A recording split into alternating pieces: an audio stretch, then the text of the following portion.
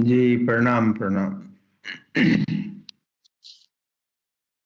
आइए हम लोग अब इस समय परम पूज्य गुरु महाराज की बताई हुई साधना को करेंगे।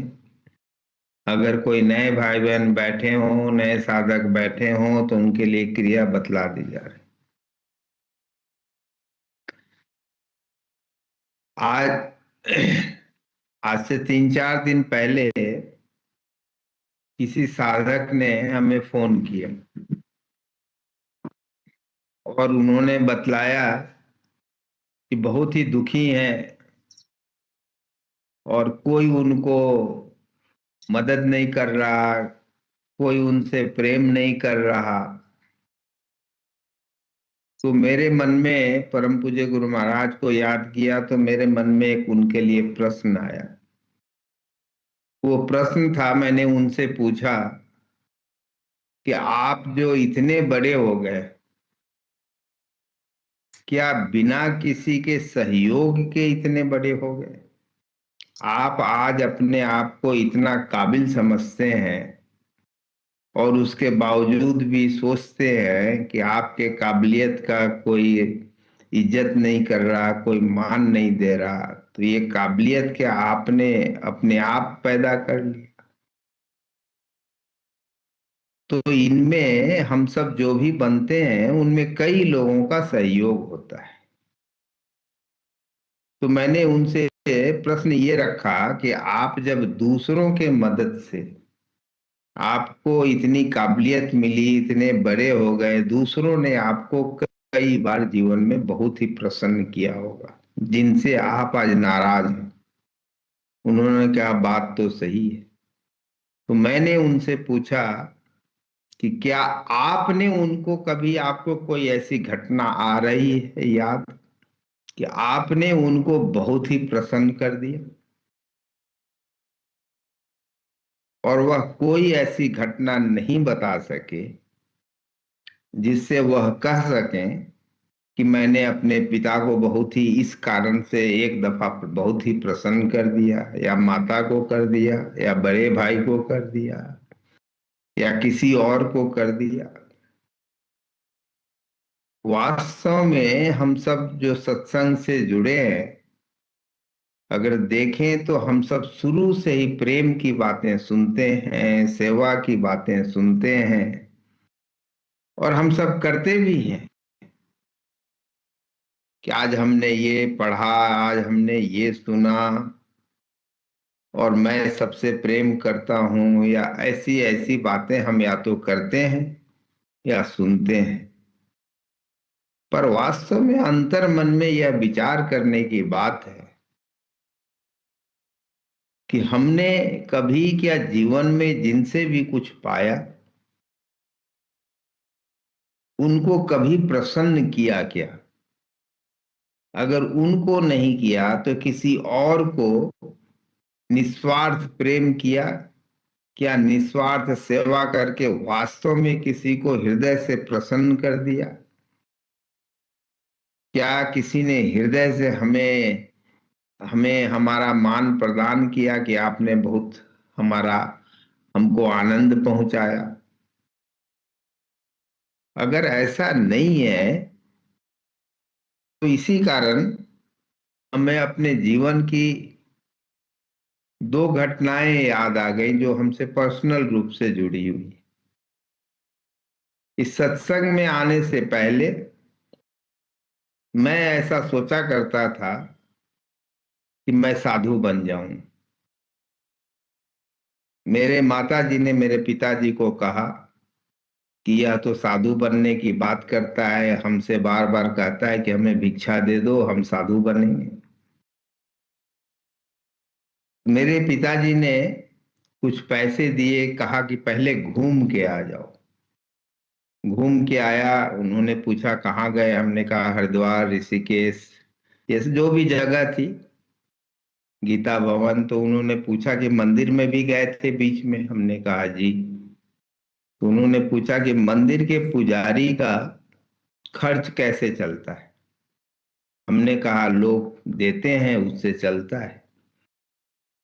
तो पिताजी ने इतना ही कहा कि तुम लेने वाले बनना चाहते हो या देने वाले।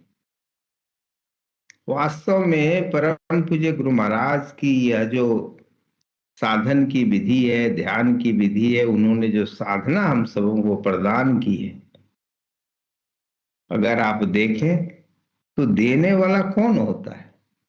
जो सेवा करता है, जो निस्वार्थ सेवा करता है, वास्तव में वही देने वाला।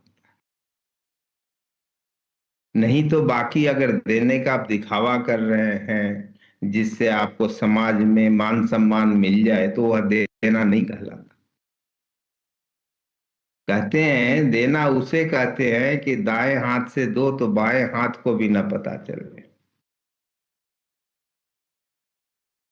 उसी तरह से दूसरी घटना भी इसी से जुड़ी हुई आ गई हमको याद। कभी कभी कोई हमें कुछ अपशब्द कह देता था तो मैं अपसेट हो जाता था। छोटे में, जब छोटे में हम सबको, छोटे क्या बड़े होने पर भी कई बातें हमें अच्छी नहीं लगती हैं तो हम अपसेट हो जाते हैं, और वह हमारे साधना की रुकावट बन जाती है। क्योंकि जब आप ध्यान करने बैठेंगे तो वही घटना आपको याद आते रहेगी। मेरे माता जी ने एक बात कहा था कि अगर तुम्हें किसी ने कुछ दिया और तुमने लिया नहीं तो वह उसी के पास रह जाता है। यानी कि किसी ने तुम्हें अगर कोई अपशब्द कहा और तुम्हारे मन में कोई ऐसा क्षोभ उत्पन्न नहीं हुआ, तुमने कोई उन्हें उलट करके जवाब नहीं दिया, तब तुमने उसे रिसीव नहीं किया। और रिसीव नहीं किया तो वह उसी के पास रह जाएगी, तो तुम्हें यह असर नहीं डालनी चाहिए। वास्तव में अगर परम पूज्य गुरु महाराज की साधना को देखें तो यही तो दृष्टा योग। जहां हम दृष्टा बन करके कोई अच्छा कहे कोई बुरा कहे, उससे असर न हो करके हमारा ध्यान अपने कर्म पर रहे। तो वास्तव में वह जो प्रश्न हमने जिस साधक से पूछा था, मुझे भी और हम सबको भी यह प्रश्न वास्तव में अपने अंतर मन से पूछना चाहिए कि वास्तव में हम क्या जीवन में, गुरु महाराज की बात तो दूर है, बहुत ही दूर है,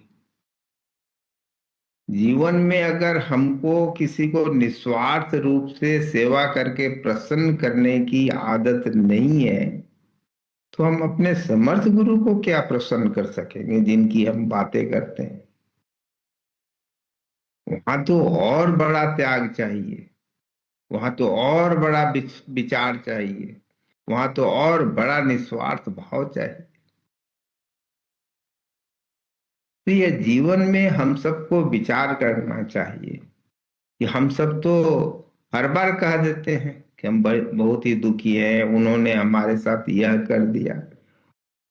परम पूज्य पंडित जी के पास किसी ने कभी किसी साधक की कोई बात उन्होंने बतलाई। परम पूज्य पंडित जी ने उनसे इतना ही कहा, वो तो आपके बारे में अच्छी अच्छी बातें करते हैं।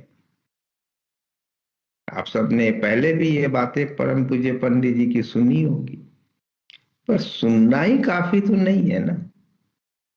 हमें अपने जीवन में विचार करना चाहिए कि क्या वास्तव में हमने इस चीज को अपने अंदर उतारने की कोशिश कम से कम की, और नहीं की तो सुनने का क्या लाभ। तो अगर ये प्रश्न हम सब अपने आप से ही पूछें कि हमने वास्तव में अपने जीवन में कितने लोगों की, एक दो दस कितने आपको याद आते हैं, अंतर मन में ही सोचें, जिन्हें हमने निस्वार्थ भाव से प्रेम प्रदान कर या सेवा प्रदान कर हमने उनको प्रसन्न किया। सेवा उसे नहीं कहते जिसमें हम प्रसन्न हो गए, सेवा उसे कहते हैं जिसमें सामने वाला प्रसन्न हो जाए और उसे बदले में कुछ देना न पड़े। पर हम सब तो समर्थ गुरु के दो लाइन गुणगान करके ही चाहते हैं कि समर्थ गुरु हमें सब कुछ प्रदान कर दे। बस दो लाइन उनसे प्रार्थना करें, दो लाइन हम उनका भजन गा लें, और हमें सब कुछ जो हमारी इच्छा हो रही है, इच्छा हम छोड़ना नहीं चाहते, तो निस्वार्थ कहाँ है।